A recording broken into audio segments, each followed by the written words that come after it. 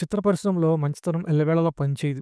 అందులో నెట్టుకు రావాలంటే లౌక్యం అవసరం. అది లేక 'చిత్తూరు నాగయ్య' గారు, 'రాజనాల' గారు, 'రాజబాబు' గారు వంటి గొప్ప నటులు చీకటి రోజులు చూశారు.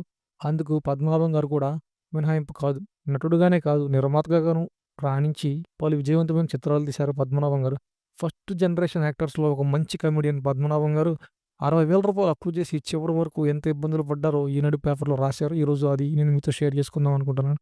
తెరపైన తనదైన నటన, చిలిపితనంతో ప్రేక్షకుల్ని గిలిగింతలు పెట్టిన హాస్యనటుడు పద్మనాభం గారు నటుడుగానే కాదు, నిర్మాతగాను రాణించి పలు విజయవంతమైన చిత్రాలు తీశారు.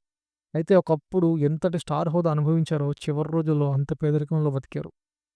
1975లో 'సినిమా వైభవం' అనే సినిమా కోసం ఒక వ్యక్తి దగ్గర రూ. 60,000 అప్పు తీసుకున్నారు. అందుకు హామీగా 'దేవత', 'పొట్టి పీటర్', 'శ్రీ శ్రీ శ్రీ మర్యాద రామన్న', 'శ్రీరామ కథ' సినిమాల నెగెటివ్‌లని తాకట్టు పెట్టేశారు. 6 నెలల్లోగా అప్పు తీర్చకపోతే ఆ సినిమా రైట్స్ అన్నీ ఆయనకు వెళ్ళిపోతాయనేది అగ్రీమెంట్.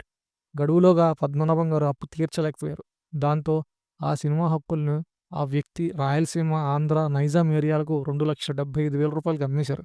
అప్పు తీరగా మిగిలిన డబ్బు పద్మనాభానికి ఇవ్వలేదు. పైగా అవన్నీ చాలా మంచి సినిమాలే.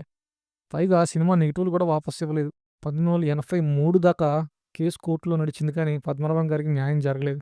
గోరు చుట్ట మీద రోకటి పోటుల సినిమా అవకాశాలు సన్నగిల్లాయి. చివరికి ఆ అప్పు ఇచ్చిన వ్యక్తి మరణించిన తర్వాత వారి కుటుంబ సభ్యులు రూ.